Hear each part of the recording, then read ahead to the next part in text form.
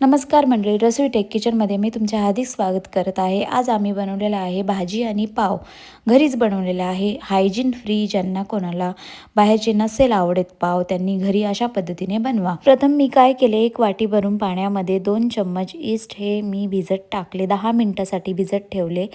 त्यानंतर ते ईस्ट असं होतं, मैद्याच्या बॅटरमध्ये हे ईस्ट तुम्हाला अशा पद्धतीने टाकायचं आहे, जसं दाखवलं त्याच पद्धतीने करा। त्यानंतर पिठाचा गोळा हा अतिशय असा मऊ असा मळून घ्या।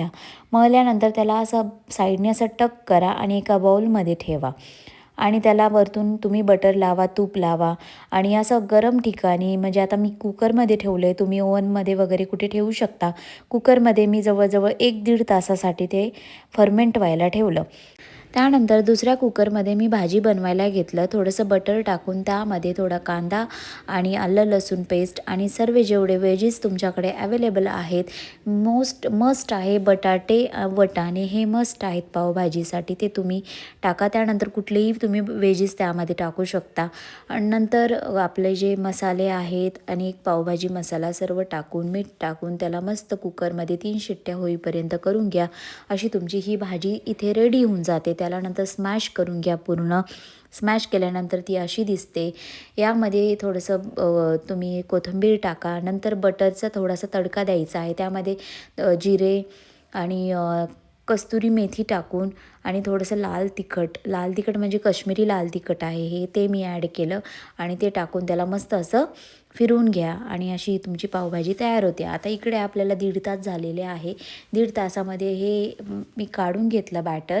ते बॅटर तुम्ही बघितलंच असणार, असं झालेलं आहे। अशा पद्धतीने झालेलं, त्याला चांगलं असं मळून घ्यायचं आणि त्याच्या असे व्यवस्थित तुम्हाला ज्या आकारात हवे आहेत पाव, त्या आकाराचे तुम्ही असे गोल बनवून ठेवा।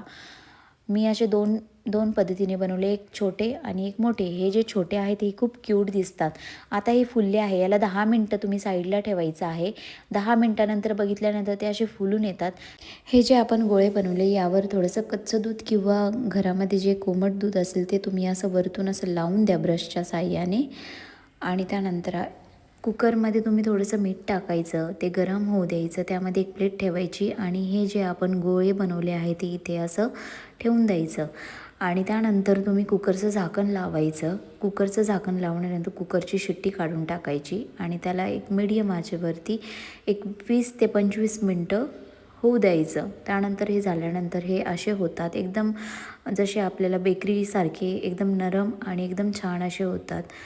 पाव झाल्यावर तुम्ही थोडंसं त्यावरतून असं गार्लिक बटर लावा, खायला पण मस्त लागतात।